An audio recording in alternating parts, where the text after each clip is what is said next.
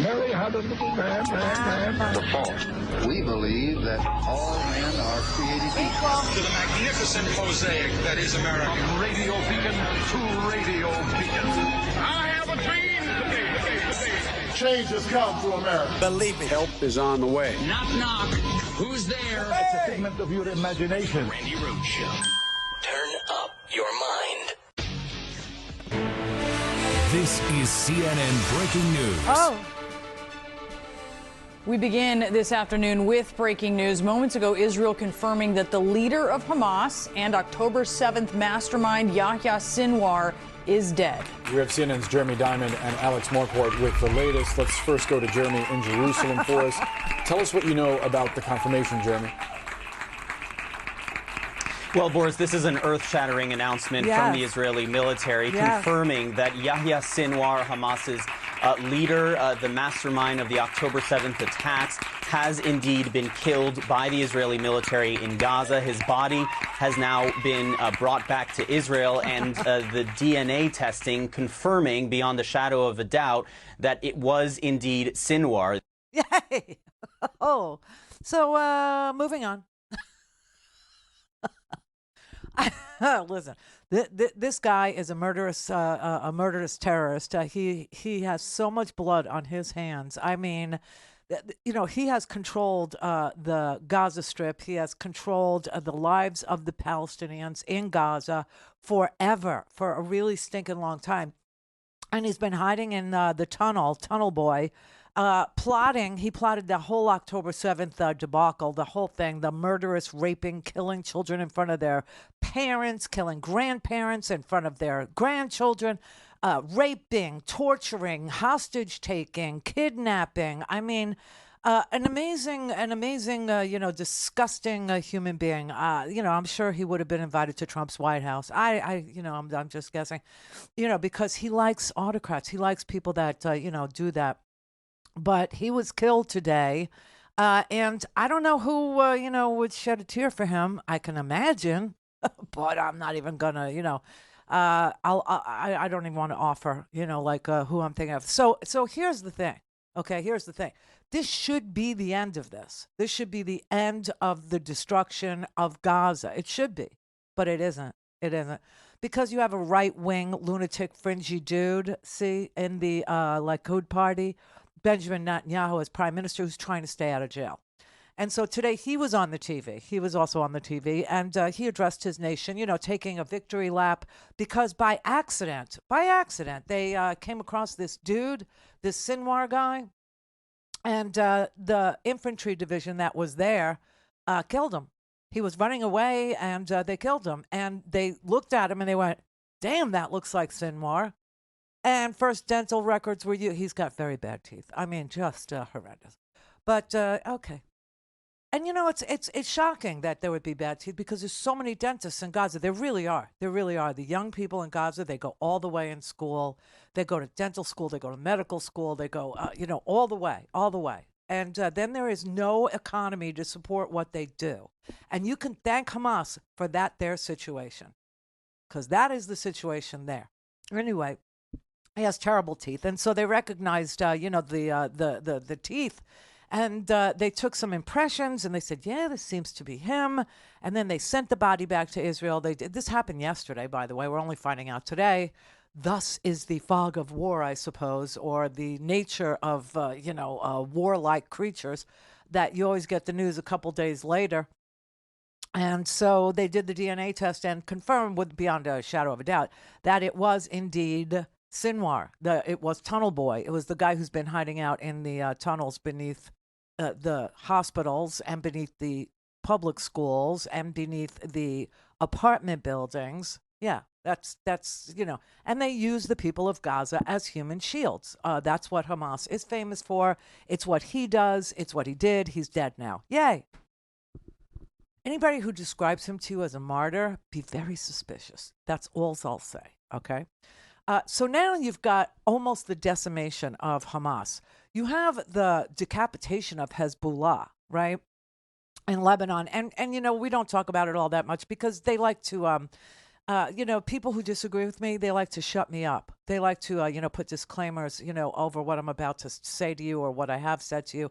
But it's true. Sorry. It just is. So the reason why Hezbollah was, a problem is, I don't know if you remember this, but after October 7th, something Sinwar actually crafted, choreographed, ordered, rehearsed over and over again. This brutality, this morning of 1,200 dead people littered all over southern Israel, all over the place, right?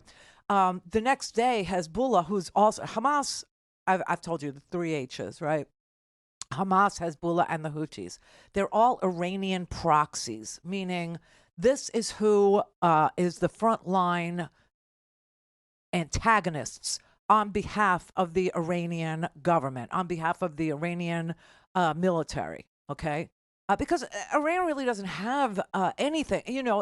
Donald Trump likes to tell you we made them very rich or what. They have nothing, okay? And neither does Lebanon. Lebanon doesn't really have much of a military. And so they rely on these Iranian proxies like Hezbollah in Lebanon, Hamas in Gaza, right?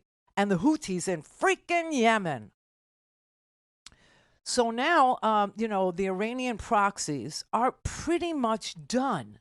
They're pretty much the reason why Hezbollah became a problem is because October 7th, after that, on October 8th, Hezbollah started launching missiles into northern Israel. So Hamas took them from the south and kidnapped and raped and murdered and bloodied and beat and took hostages and all of this, okay, in the south of Israel.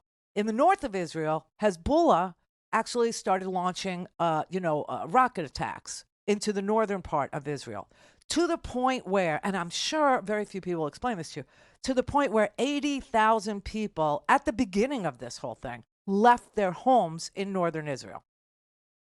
They couldn't stay in their houses. There was no security for them, and they left. 50,000 more would leave, right? And so what happened to Hezbollah is also worth celebrating, right? Because you have the decapitation of Hezbollah as well. Most of their leaders have been killed, okay? The military leader has been killed. The political leader has been killed. The same thing with Hamas. There's hardly anything left of these proxy groups, these terrorists, these terror organizations that aren't part of any country unless you, understand that they're supported by Iran. And that's the only country. They're not Lebanon, they're not the Lebanese military, Hezbollah. And Hamas is not, the Gazan military. There is no Palestinian state, right? So you would think that this would be a moment where everybody could say getting terrorists is a good thing, and there's lots of room for celebration about that fact. And now let's bring an end to the war in Gaza and let Israel take responsibility for the Palestinians in the West Bank and for the Palestinians in Gaza, which has been left in ruins because their freaking terrorist organization in the Gazan Strip had positioned themselves beneath the Gaza Strip, beneath it, and used the people of Gaza as human shields. So you're not going to see a whole lot of people in Gaza weeping for this dude, okay? They're going to have high hopes, as I do, that this is nearing the end, or for them that it is over. And the hostage families, the people who have, there are 101 hostages still being held in Gaza. I shouldn't say we, I have been told by people who believe that there are about 64 of those 101 that are still alive. There are remains of the other 37. 7 of those hostages, some dead, some alive, are Americans. In fact, 45 Americans were killed by Hamas on October 7th. I don't know how many people realize this, but I think you needed to know. And I saw Netanyahu today address the Israelis, and he's saying the war is not over. Far from it.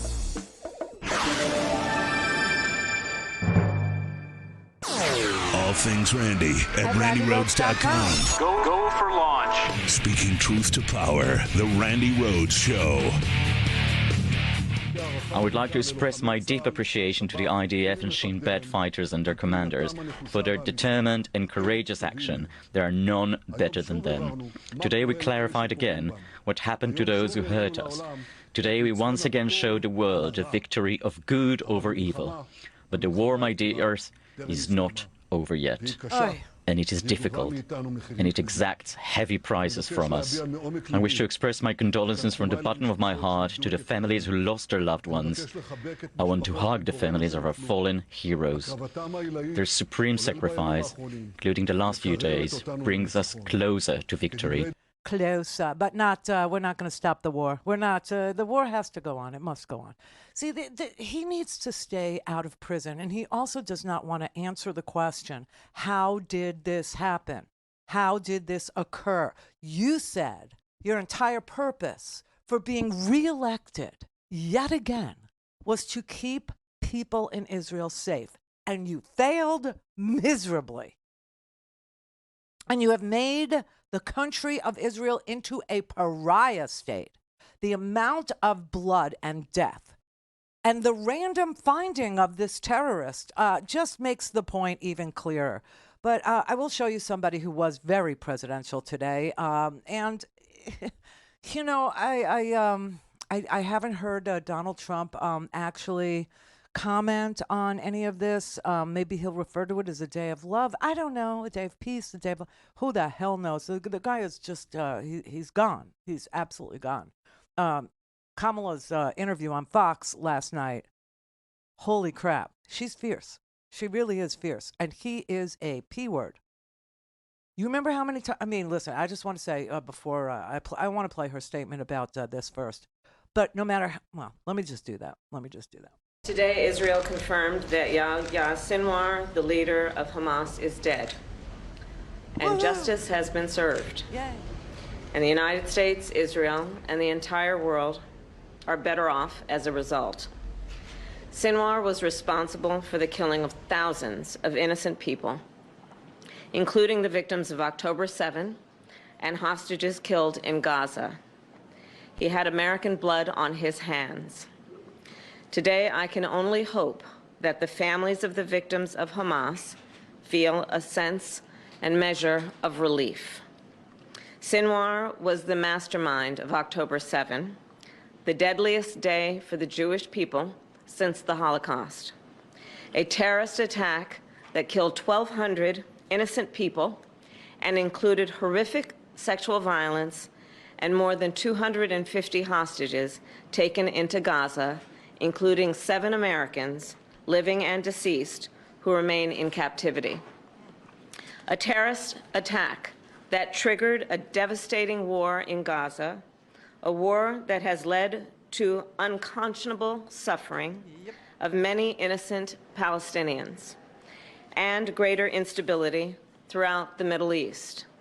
In the past year, American special operations and intelligence personnel have worked closely with their Israeli counterparts to locate and track Sinwar and other Hamas leaders. And I commend their work. And I will say, to any terrorist who kills Americans, threatens the American people, or threatens our troops or our interests, know this: we will always bring you to justice. Israel has a right to defend itself, and the threat Hamas poses to Israel must be eliminated. Today, there is clear progress toward that goal. Hamas is decimated, and its leadership is eliminated. This moment gives us an opportunity to finally end the war in Gaza. And it must end such that Israel is secure, the hostages are released, the suffering in Gaza ends, and the Palestinian people can realize their right to dignity, security, freedom, and self-determination. And it is time for the day after to begin, without Hamas in power. We will not give up on these goals, and I will always work to create a future of peace, dignity, and security for all. I thank you all. Hardline. Oh, she's so hardline.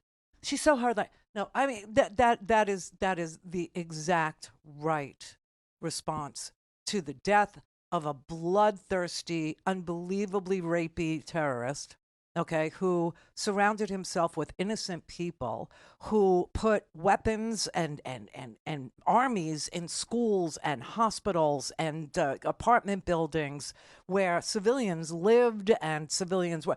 And literally, like, unless you pledged loyalty to him, you didn't work. You didn't get, anything. Hamas was the government there. And it's a terrorist organization, and there are people that don't want to admit that or say it, and I just feel sorry for them. But the idea that her and I and every decent person who saw October 7th as what it was, a horrible terrorist attack, that justice should now be done and we should move on to securing the borders of Israel and restoring the lives of the Palestinians, not just in Gaza, which is ruined. I mean, it's rubble, but also in the West Bank. And let Palestine be a place. Let it be a place. Let it be a government. Let it be a legit place after all of this time. But, you have, right-wing people who will never let that happen. Netanyahu is one of them. He's actually going to twist all this, into a favorable, position that he's doing for us what we won't do for him. He's killing the terrorists for us so we don't have to. And this is what's going to be, talked about by, I'm guessing Donald Trump. I'm guessing that's going to be his position, too. And it's bogus because at this point you have a real opportunity. And if somebody really cared about the justice that was, that needed to be delivered to the terrorist organizations of Hamas and Hezbollah, which apparently has been delivered, and then you move forward from there. And, like for me, one of the solutions, one of the ideas I've had for a really long time, get a pan-Arab group together, Jordanians, Saudi Arabians, Qataris, right? And let them go into Gaza and let them, restore power and restore water and restore, the infrastructure.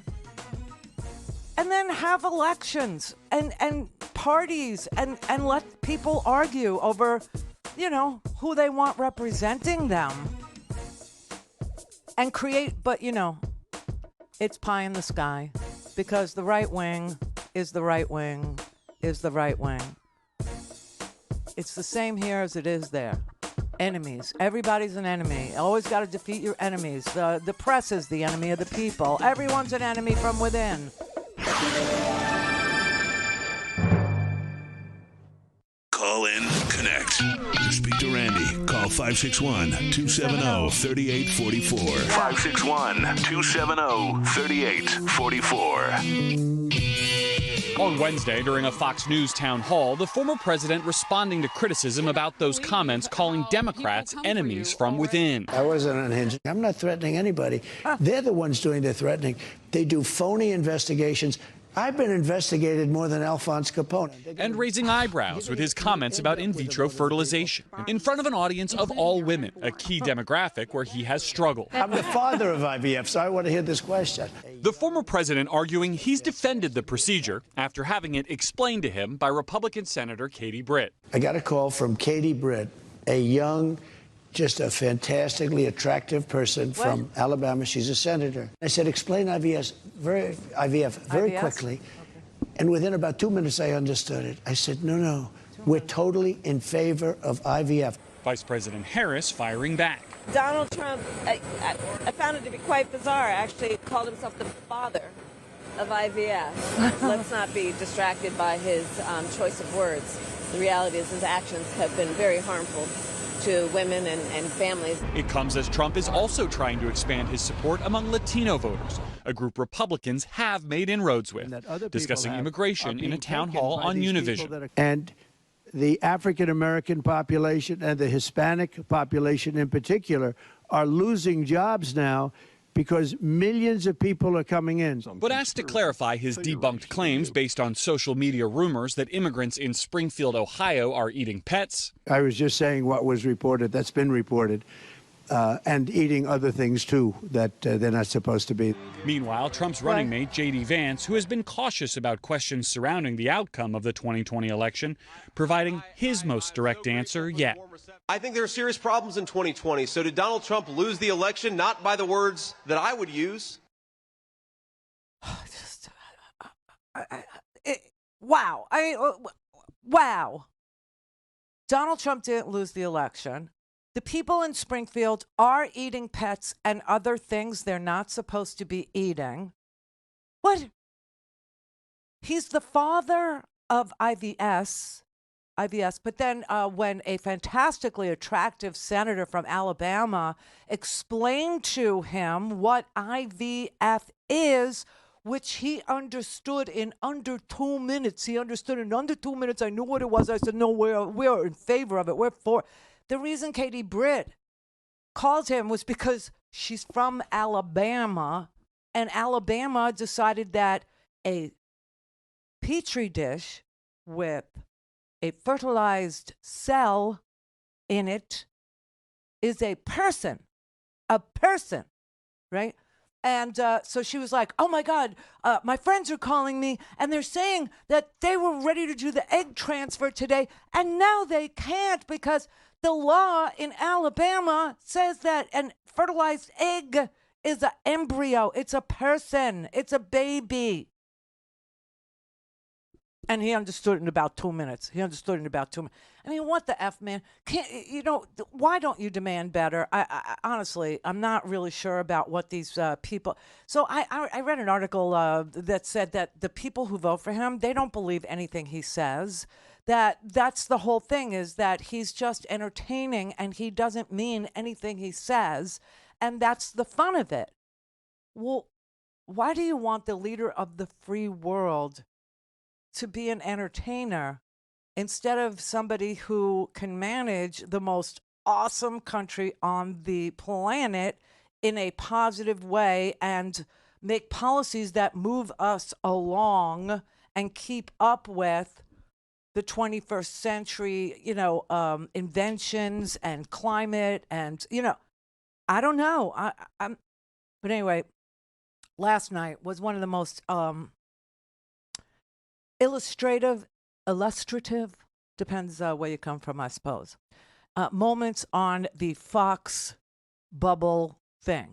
I don't even know what that is. It's not a news channel. It's a propaganda machine. It's bizarre. It actually doctors the news. It truncates the news. It omits the news. If the news is bad for Donald Trump, they just don't even cover it. You know that. You've seen that a million times. They just don't even cover it.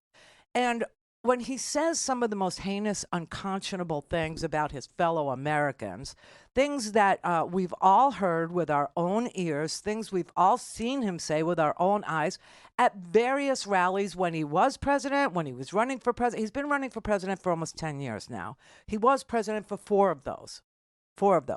And during those 4, 1 million Americans died from a virus.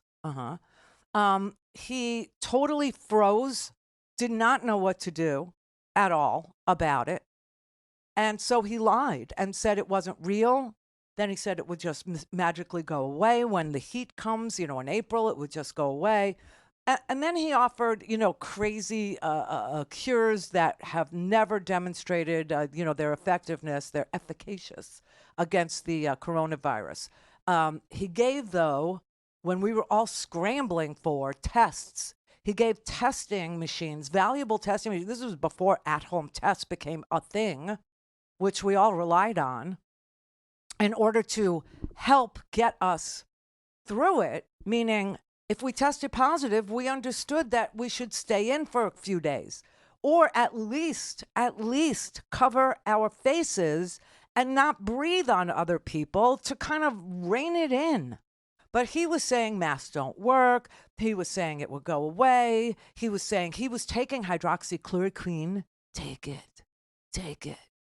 Because his answer for every difficult problem is, what do you got to lose? Okay, he did it with African Americans. And of course, we now know what African Americans had to lose. They died more often from COVID. Okay, he killed his friend Herman Cain, right?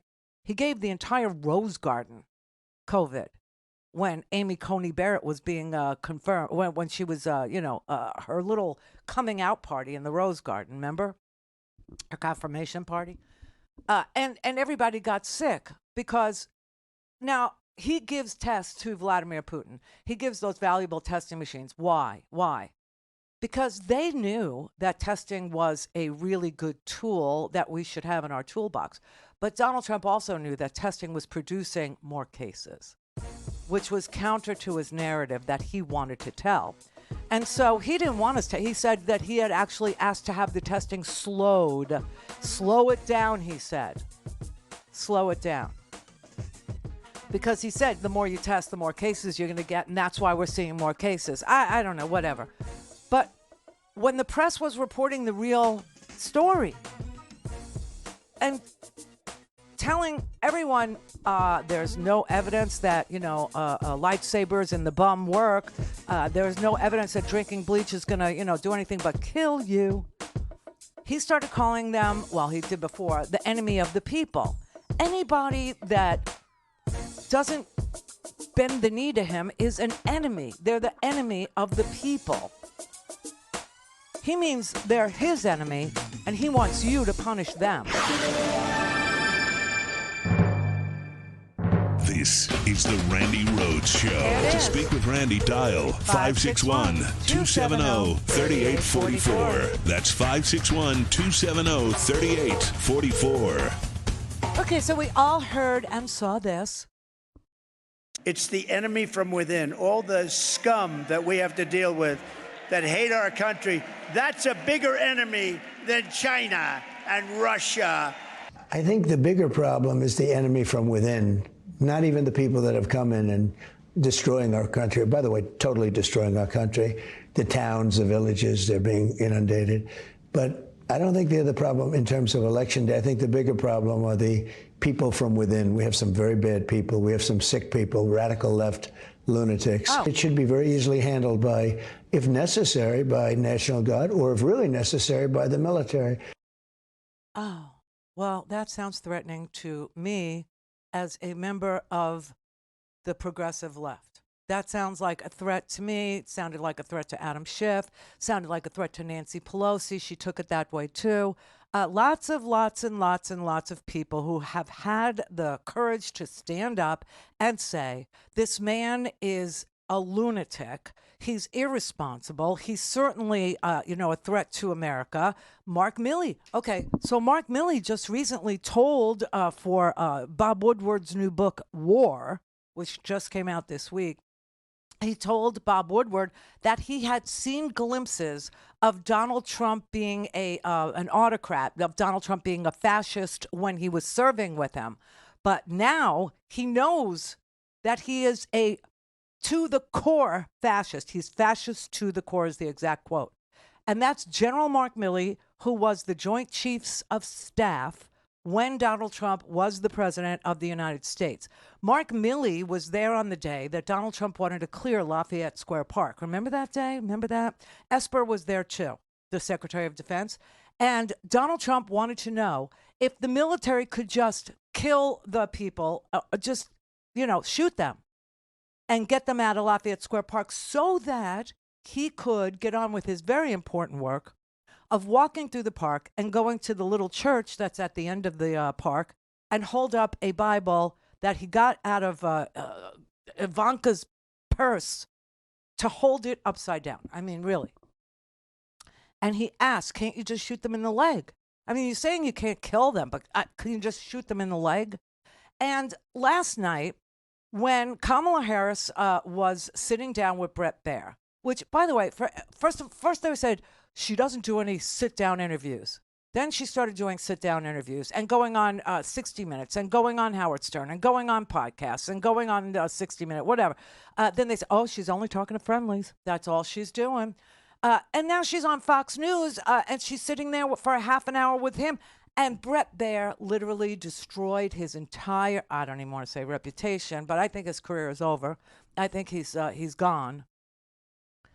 And he should have been gone. I don't know how many people realize what Bret Baier did on election night 2020 when the Fox News election desk called Arizona for Joe Biden and said that Donald Trump had lost the election, essentially, right? Bret Baier was going crazy. Oh, my God. The viewers are going to, they're not happy with this. The viewers are revolting. We have to take back the call. We have to take back the call. And of course, it was the right call. It was the truth. But that's who Bret Baier is. And people say he's the journalist over there. He's the journalist over there. So Bret Baier decided, that Kamala Harris accepted an invitation. Now, Donald Trump was offered an invitation to sit down with Fox News, too, you remember? And also a debate. He was offered a debate on Fox News to debate Kamala Harris on Fox News, a friendly organization, where you could expect truncated questions and questions that have been manipulated to produce, answers that could be a viral soundbite for Donald Trump, right? Like Hillary Clinton's deplorable, something like that. Donald Trump won't even take them up on this because Donald Trump is not okay. He's not. And so he won't even show up there. Well, Kamala Harris actually showed up there. And Bret Baier started to interview her like right out of the gate about immigration. Do you regret anything you've done on immigration? And don't you, how many people did you let into the country? Was it 5 million? Was it 10 million? Was it 25 million? Was it 485 million people? All of them criminals. How many? How much blood do you have on your hand? I mean, he just started down there. And she was like, let me answer the question. Just let me answer the question, okay? I mean, it was so bizarre. It was so crazy. The interview heated from the start. It was essentially a pathway to citizenship for the elite. Yes, ma'am. May I finish responding, please? But you have to let me finish, please.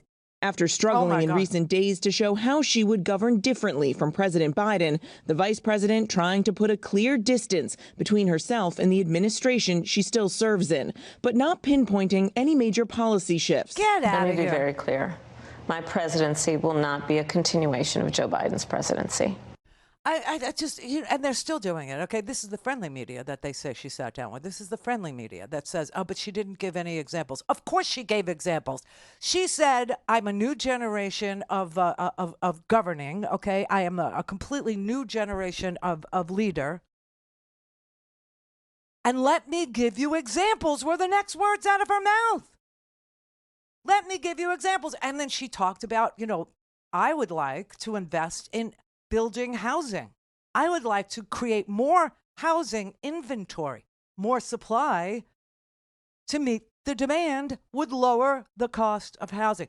I would like to give small businesses $50,000 in a tax credit to be used in any year when they first, when they become profitable, that this tax credit does not have to be used in the first year. It doesn't have to be used in the second year. It can be used during the first year that the company is profitable to offset the taxes on earned income.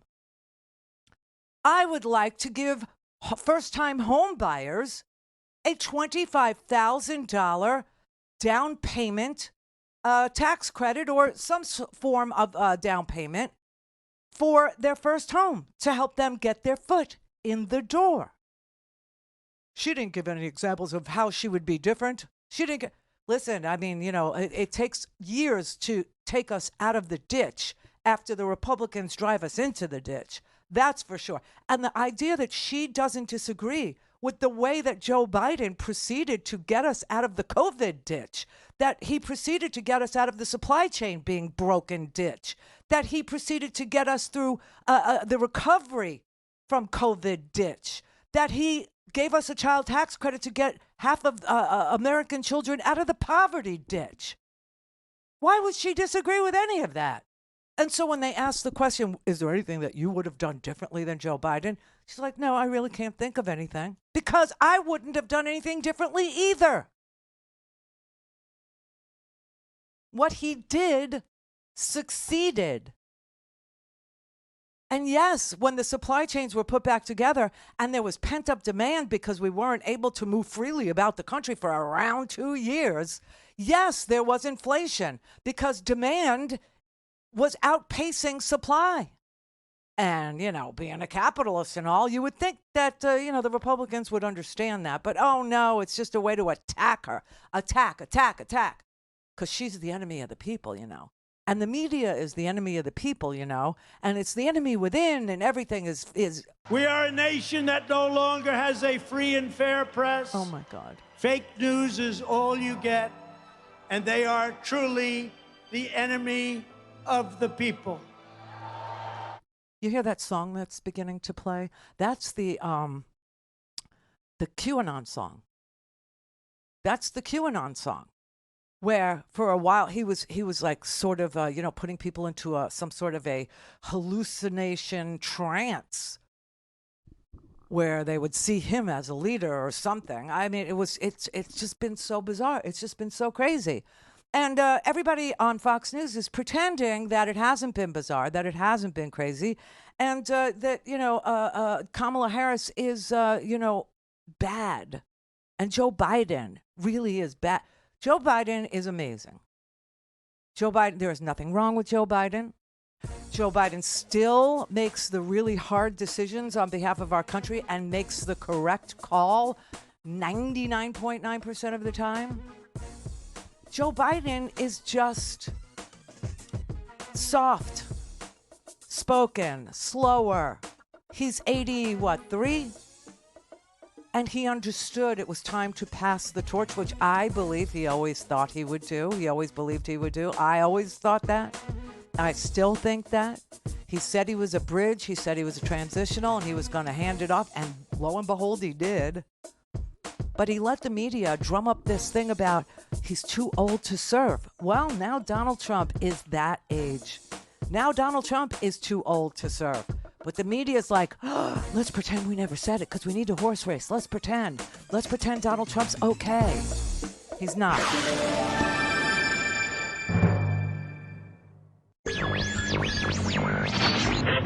Mary had a little man. The fault. We believe that all men are created equal. To the magnificent mosaic that is America. From radio beacon to radio beacon. I have a dream. Change has come to America. Believe me. Help is on the way. Knock, knock. Who's there? It's a figment of your imagination. Randi Rhodes Show. Turn up your mind. If he's as bad as you say, that half of this country is now supporting this person who could be the 47th president of the United States, why is that happening? This is an election for president of the United States. It's not supposed to be easy. I know, but it's not supposed to be. It is not supposed to be a cakewalk. So are they misguided, the 50%? Listen, are they stupid? What God, is it? I would never say that about the American people. And in fact, if you listen to Donald Trump, if you watch any of his rallies, he's the one who tends to demean and belittle and diminish the American people. He's the one who talks about an enemy within, an enemy within, talking about the American people, suggesting he would turn the American military on the American people. We asked that question to the former president today. Harris Faulkner had a town hall, and this is how he responded. I heard about that. They were saying I was like threatening. I'm not threatening anybody. They're the ones doing the threatening. They do phony investigations. I've been investigated more than Alphonse Capone. He was the greatest gangster. And indicted more. No, but think of it. It's called weaponization of government. It's a terrible thing. So, Brett, I'm sorry, and with all due respect, that clip was not what he has been saying about the enemy within that he has repeated when he's speaking about the American people. That's not what you just showed. Well, he was asked about that specific... No, that's not what you just showed. In all fairness and respect to you... that was the question that we asked him. You didn't show that, and here's the bottom line. He has repeated it many times, and you and I both know that. Yes. And you and I both know that he has talked about turning the American military on the American people. He has talked about going after people who are engaged in peaceful protest. He has talked about locking people up because they disagree with him. This is a democracy. And in a democracy, The President of the United States, in the United States of America, should be willing to be able to handle criticism without saying he'd lock people up for doing it. And this is what is at stake, which is why you have someone like the former chairman of the Joint Chiefs of Staff saying what Mark Milley has said about Donald Trump being a threat to the United States of America. He's quoted in the Bob Woodward book that way, yes. Yes, he's quoted in the Bob Woodward book, yes. I mean, oh my God. God, this was the half a clip he showed. Okay, this was the sound bite that was edited from earlier in the day when Harris Faulkner had a little town hall that was completely illegitimate. Why? Well, seems that the entire audience that was there for Donald Trump's media interview on the Foxy News channel with Harris Faulkner were all presidents of various Republican clubs throughout the nation. They weren't, just people from New York. They weren't people from New Jersey who came to the studio. No, it's not like you lined up and you got a ticket to go attend. They were bussed in. They were brought in. They were everything that Donald Trump accuses the other side of doing is what he did. And all the people that were at that, 100 women in that Harris Faulkner audience, first of all, and it's fine, but they didn't disclose it. One woman actually stood up and introduced herself as being from a Republican, group, and they edited that part out so you would not know that this was a planted audience, a hand-picked audience. They can handpick whoever they want, but they do need to disclose it to the audience. And they didn't. And then later on, when Kamala Harris showed up for her sit down with Bret Baier, who's supposed to be the journalist, he presented her with an edited clip of what had happened earlier in the day during the Harris Faulkner debacle. Here is what the front end of that clip should have included. It is the enemy from within, and they're very dangerous. They're Marxists and communists and fascists, and they're sick. I use a guy like Adam Schiff because they made up the Russia hoax. It took 2 years to solve the problem. Absolutely nothing was done wrong, et cetera, et cetera. They're dangerous for our country. We have China, we have Russia, we have all these countries. If you have a smart president, they can all be handled. The more difficult are, the Pelosi's, these people, they're so sick and they're so evil. If they would spend their time trying to make America great again, it would be so easy to make this country great. But when I heard about that, they were saying I was like threatening. I'm not threatening anybody. They're the ones doing the threatening. They do phony investigations. I've been investigated more than Alphonse Capone. He was the greatest gangster. No, it's true. But think of it. It's called weaponization of government. It's a terrible thing. All right. They're the threat to democracy. That's the full soundbite. That's the full clip. And he does name Adam Schiff. He does name Nancy Pelosi as being enemies of the people. He actually does. And some people said that in the clip where Kamala Harris is presented with half of a statement, that Donald Trump is denying that he ever said anything about enemy of the people, or that he ever said, no, I heard that, he says. I heard that. I'm not threatening anybody. They're threatening me. They weaponized the judicial system against me. He's been found guilty in a courtroom by juries, 34 felonies. He's found guilty of raping E. Jean Carroll. That's a civil trial. One was a criminal, one was a civil trial, okay? I mean, I've been investigated more than Alphonse Capone. Well, Alphonse Capone was investigated for tax fraud, and so were you. And there's a trial pending. And 34 felonies that say that you did use your company's books in a fraudulent manner. And a jury agreed with the 34 counts. I mean, it's unbelievable. But anyway, She's presented with half a clip, and she got very annoyed because she knows Bret Baier is not an idiot. He's saturated with news from the minute he wakes up to the minute he goes to sleep, because that's what we do. That's how much news we watch and consume, especially during this election. We're in the teens, okay? 19 days until we know whether or not we will exist as a representative republic. 19 days until we know whether or not there will be violence in this country when he loses. 19 days before we see, crazy people that have been inserted into the, process of certifying elections, whether or not they object or nominate fake slates, or we have to go through some things, as he likes to say, in that mafioso way that he has about us going through some things.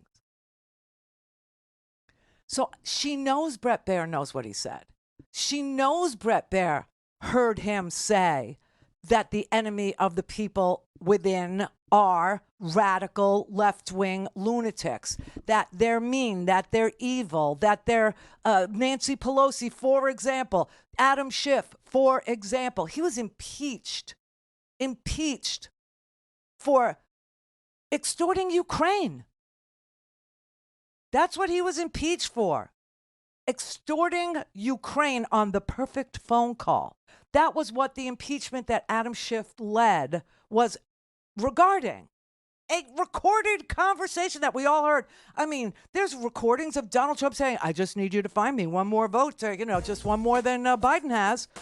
And we still haven't been able to get to trial on that because he's a master of delay, because he has unlimited money that his sycophantic NFT buying, gold sneaker owning cult gives him so that he can write briefs to the court, so he can hire even more lawyers to just slow it all down. He hasn't won or lost anything. He's lost 34 felony counts. The jury found him guilty. He lost the E. Jean Carroll civil trial. But there's the New York business trial. There's the January 6th trial. There's the Florida documents trial. Okay, there's so many trials that we haven't even. Alphonse Capone was less offensive than you are. You're trying to undo democracy itself.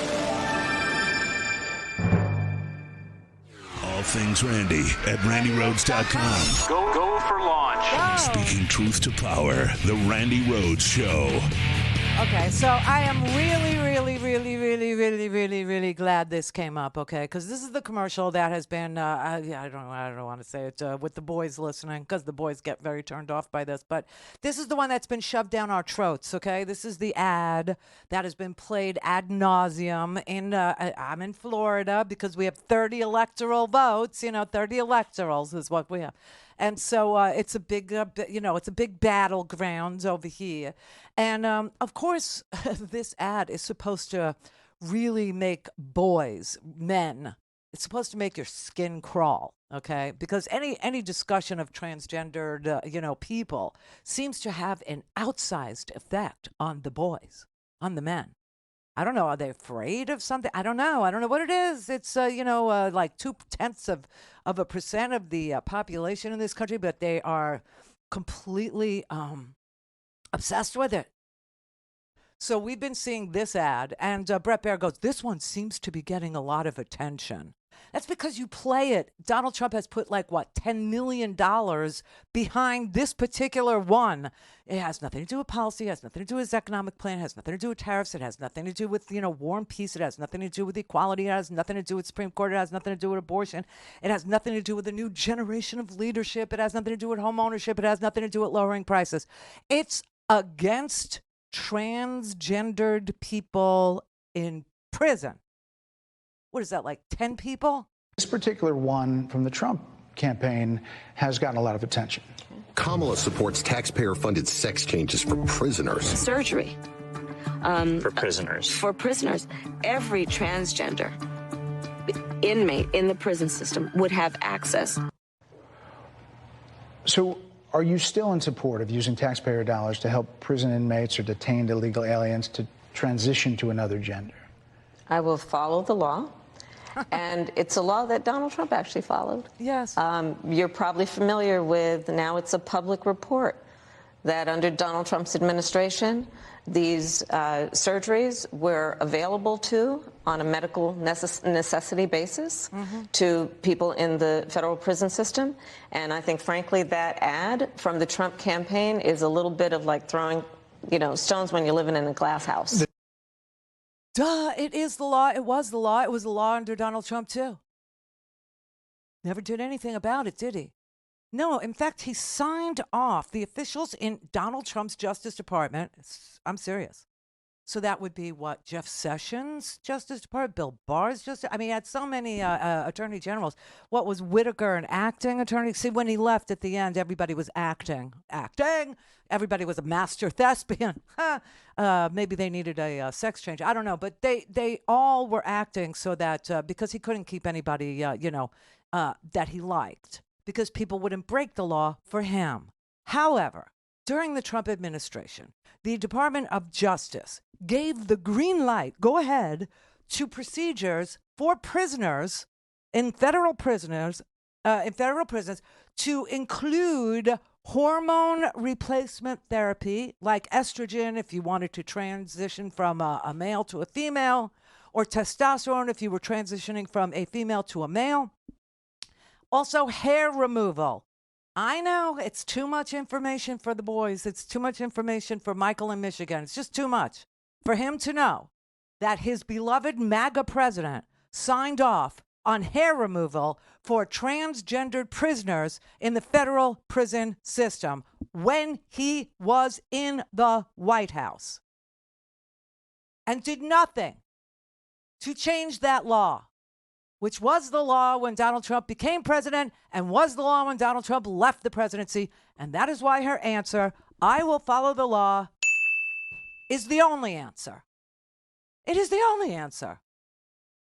She's running for president. She's not running to be 535 members of Congress. Okay, she can't change the law. Only Congress can. And you had a Republican House, a Republican Senate, and a Republican president. And guess what? They didn't change the law. And what are we talking about here? 10 people? Okay, let's be really generous. Let's say in the entirety of the prison system, there are 15 people.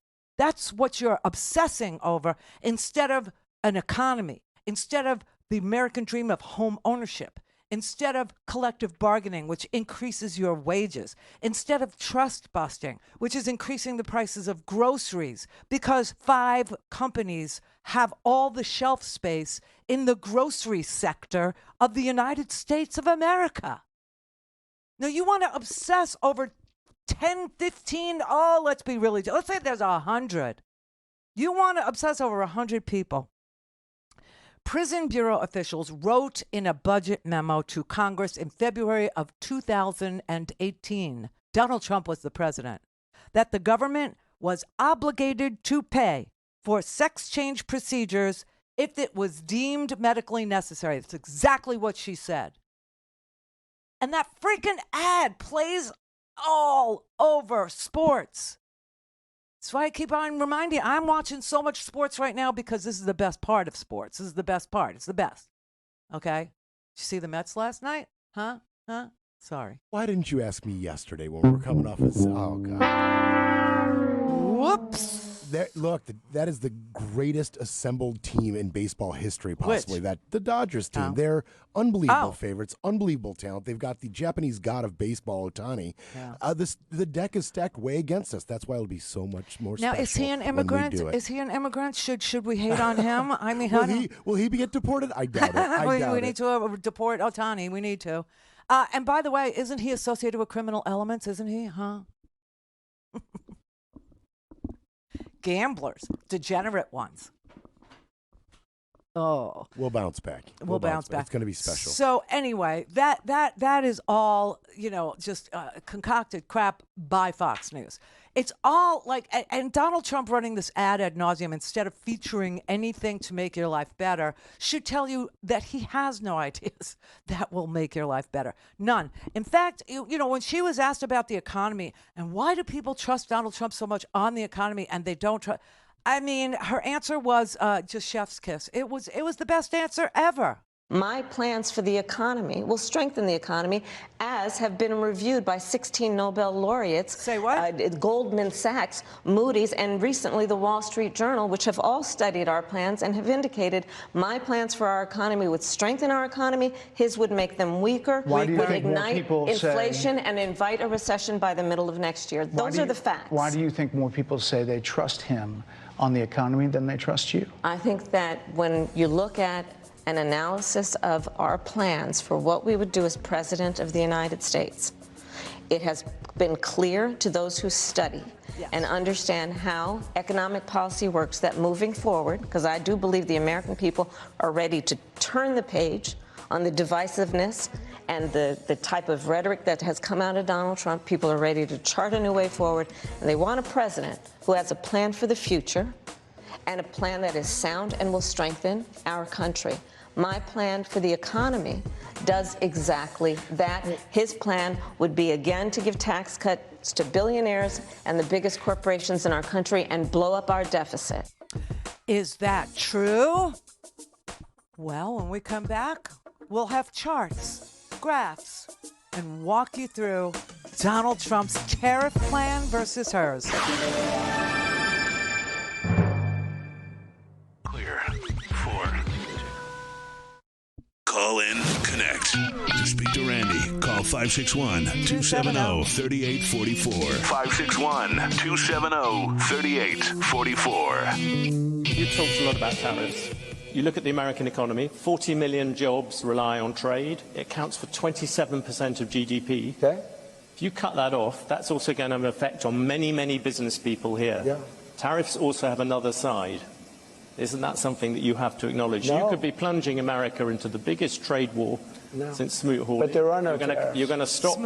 There are tariffs already. No, at the there moment. are no tariffs. All you have to do is build your plant in the United States, and you don't have any tariffs. People, a lot of places like this, there are a lot of jobs that rely on foreigners coming here. You're going to basically stop trade with China. You're talking about 60% trade on that, 60% tariffs on that. You're talking, as you said, 100, 200% on things you don't really like. You're also talking about 10, 20% tariffs on the rest of the world. That is going to have a serious effect on the overall economy. And yes, you're going to find some people who will gain from individual tariffs. The overall effect could be massive. I agree. It's going to have a massive effect, positive effect. It's going to be a positive, not a negative. Well, let me just let me tell you. I know how committed you are to this, and it must be hard for you to spend 25 years talking about tariffs as being negative, and then have somebody explain to you that you're totally wrong. Tariffs are like a national sales tax. They add to the cost of goods, whether it's 10%, 20%, 100%, 200%. But don't believe me. Let's look at some history here. Okay. Trump actually imposed a bunch of tariffs, as you'll recall, including on laundry machines. Back in January of 2018, he put a tariff on a laundry machine, average cost $750. It added $200 to the cost of the laundry machine. Great. But then President Biden allowed that tariff to expire. And so what happened? The price of laundry machines fell by $75, which meant that the increase in laundry machines, which had way outstripped inflation, actually ended up being lower than the average inflation rate in the rest of the country. And then the other thing that happens often with tariffs is that countries, as you suggested, retaliate. And so a lot of countries put tariffs on our exports, our agricultural exports, soybeans, things like that, in retaliation for what Trump did on iron and steel. And look what happened. We lost $27 billion of agricultural exports to all these different countries because they put on their own set of tariffs. Our farmers lost out. Trump ended up raising agricultural subsidies to make up for it. Right. So we lost multiple times in the course of all this. Yes, we lost multiple times. The farmers in this country lost their markets that they had built over there, right? Exporting their soybeans over there. They lost the ability to do that. Things that took them 10, 15, 20 years to create. Markets for their soybeans that they were exporting. $27 billion worth of soybeans exported by American farmers lost. And then we had to subsidize the farmers because they lost their markets, right? And what's a subsidy? Well, that's something we pay and then is transferred to them to help them get through. So we paid twice for the idiot's tariffs because he sells it to you as if, I don't know, other countries like French wine, or which you can't have that here. You can't have champagne here because champagne, here's something, is only grown in Champagne, France. That's why it's called that. So you can't make champagne in the United States. You can only make champagne in Champagne, France, where they grow champagne grapes because it's called Champagne, the town. Anyway, he doesn't think that anybody in the world would retaliate because he's so strong. His pie hole is so round and strong that when he says he's going to put a tariff on you, no one else will put a tariff back. I mean, he's insane. He's literally insane. But here's what happens when we start with this trade war, okay? We don't have tariffs as a major source of our revenue for the reasons I was just explaining, which that they really don't work. Right. Trump says he's going to put on so much tariffs that he's going to actually be able to cut taxes and things like that. But you're starting from such a small amount, the federal budget is so big, not going to make any difference. Let's look at another historical example. The Great Depression. I think a lot of us studied in school that the Great Depression was either caused or exacerbated by tariffs. Actually, it wasn't caused by it, it was exacerbated by it, is the answer. Right. Smoot-Hawley tariffs were passed in January 1930. The economy was already in a recession. Look how bad it was. I'm not going to say the tariffs are all of this, but they certainly didn't help, and they actually hurt. Then the tariffs are removed by FDR in 1934. These were put on by Hoover. FDR removes them, and the economy is growing again. Again, not all because of tariffs, but I think every economist in the mainstream would tell you those tariffs and every other tariff hurt economic growth. Smoot-Hawley is bad. I'm going to remove the tariffs, and let's see what happens to the economy. Mwah. We love FDR. Good Lord, man. I mean, he's talking about the Smoot-Hawley era of finance in this here country, saying, well, it didn't work then. It crashed the economy then. But this time, because of me, do you know that trade now is so much, I mean, the entire world is interconnected. You understand that, right? And so much for his USMCA. So much for that. You know, he actually did do a trade deal. He did one. Now all of a sudden he's against his own trade deal. I honestly, it's an amazing thing. And the only reason why he says this garbage is because he has nothing else to offer except garbage. And you know, the theory of garbage in, garbage out. You put a garbage policy in, you're going to get a garbage result out. Ask the farmers. Now, why would he go after the farmers in the way that he did, to the point where farmers were voting for Biden? Okay, farmers, rural America was like, okay, we cannot, because corporate ag wanted the end of farmers. Okay, I mean, it's more consolidation of another sector that people who, the majority of the population in this country live in population centers. That's why they're called that. We don't live in rural America. But we understand what farmers do, and we understand that they have to build markets for their products, and we understand that a whole host of their products, like soybeans and pork, has to be exported, and we celebrate that. Not Donald Trump, because big ag doesn't celebrate that, and Donald Trump's going to do whatever the donor class wants him to do. And if that means kill the markets that individual farmers or farmer collectives have built up, listen, this is an old story. That's why we have Farm Aid. That's why Willie Nelson and John Mellencamp and Neil Young every year have Farm Aid. And farmers innovated their way out of the last farm disaster, which was Ronald Reagan's era, right? And what did they do? They said, well, what if we grow different? What if we grow organic? What if we create a marketplace where there are no pesticides, there are no hormones, there is no antibiotics given to our livestock? There's no pesticides on our crops. What if we do that? Could we carve out a market? Answer, yes. What if we talk people into drinking soy milk? Would they do it? Answer, yes.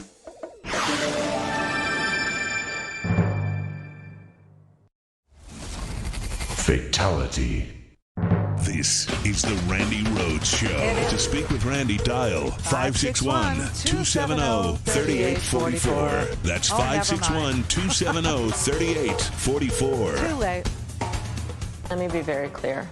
My presidency will not be a continuation of Joe Biden's presidency. And like every new president that comes into office, I will bring my life experiences, my professional experiences, and fresh and new ideas. I represent a new generation of leadership. For example, I'm someone who has not spent the majority of my career in Washington, D.C.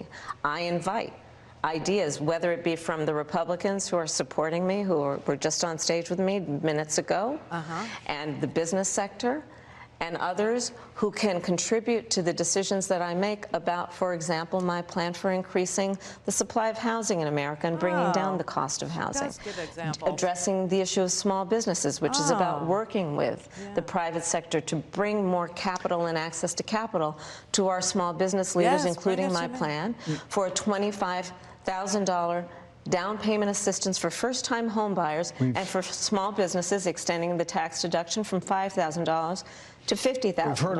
Oh, but you know, the friendly media that I just played, the corporate friendly media, the ABCs of the world, they said she did not give examples. They did. They said that I played it for you. They said she did not. The interview heated from the start. So it's essentially a pathway to citizenship for the... Yes, ma'am. May I finish responding, please? But you have to let me finish, please. After struggling in recent days to show how she would govern differently from President Biden, the vice president trying to put a clear distance between herself and the administration she still serves in, but not pinpointing any major policy shifts. Let me be very clear. My presidency will not be a continuation of Joe Biden's presidency. And like every new president that comes into office, I will bring my life experiences, my professional experiences, and fresh and new ideas. Fox's Brett Baer. Wait, how did they cut it there? How did they cut it there? The next words, the very next words, the very next ones out of her mouth were, for example. How did they dump out two words, you know, before it had actual context? Why did they do that? Why are they doing that? And then Brett Baer's going to say, how is it that half the country trusts Donald Trump on the economy and half the country trusts you? How is that happening? I would say it's called propaganda. I would say that. I would if I could. But, you know, that would make me radical and an enemy of the state and, you know, some, what does he call us? Evil lefty or something like Adam Schiff and Nancy Pelosi. Yeah. I mean, it's crazy. This is just nuts. This is what the media is doing. It is how... Now, she just sat there and gave us 4 examples of things she would do that haven't gotten done. Some of her new and fresh next generation leadership ideas having to do with building more housing to increase the supply, having to do with giving people $25,000 as a down payment to get them in the door, having to do with small businesses, which I am. She wants to bring me more capital, operating capital. Bring it. I'll fill out any application I have to fill out if that means that I get more capital, that I could grow this thing. I mean, are you kidding me? If I could advertise it? Oh my God. If I could hire somebody that does social media, somebody that understood, you know, the algorithm and all that crap. I mean, we sit here and cut videos all day, every day. We have the content. We just don't have the time or the money to buy the placement. Right? So Substack it is. Just fine. But she wants to also give me a tax break for any year that I make a profit of $50,000 to offset my tax burden. Bring it. How is that not a new, fresh idea? How is that not, something that she gave the example of doing should she become the next president of the United States? I don't even understand how they edited that. I don't like, how do you do? And then they're going to sit there and they're going to say, well, Brett Baer, I mean, his career is shot. And so, because you saw what he did, he edited is what it is. He edited. Oh, and one of the interviews, 60 Minutes, they edited too. They showed her giving two answers to the same question. They're done. They're cooked. They're over. So they're all doing the same thing that Donald Trump does. They do the thing, and then they point at the other one that's doing the thing and accuse them of doing the thing that they're doing. Holy crap, I can't. I just, it's so dishonest at this point, the editing and the accusation of, this is what he said on Harris Faulkner show. This is what he said. He said, he's not threatening anybody. That is not representative of anything he has been saying, does say, or said on Harris Faulkner's show, which you are using for the soundbite that is edited. Oh my God, it's just so disgusting. It really is. But I get it. And then people listen to, shows like this, or they listen to people that actually, put things in context, or explain, why tariffs are bad, or explain why the economy is better now than it was then, or explain that, inflation is 2.4% and you should thank the Biden administration for a soft landing. You should thank the Fed. The Fed? Yes, we've been bred to hate the Fed. The reason why they want the Fed, and by them, I mean the tech bros, the crypto guys, the Ron Pauls, the libertarian, the freaks of, of our political system. Do you want to know why? Because they don't want the government to set the currency. They don't want the government to choose the dollar. They don't want the government to be able to set interest rates, okay? They want a friendly president to be mixing politics with economics. And, I mean, what could go wrong? What could happen there? And they've been making this argument so long, and they'll never give up on it, never. That's the thing you have to understand. There's nothing new under the sun about Donald Trump's positions on monetary policy, cryptocurrency. I mean, again, why is Elon Musk giving 75? He's become the single largest donor to Donald Trump, okay? Why is Elon Musk interested in Donald Trump being the president of the United States? Why? Is it family values? Let's see. Elon's got 11 kids by 5 baby mamas. Donald Trump has 5 kids by 3 baby mamas. I'd say no. Clearly, that's not an issue for either of them.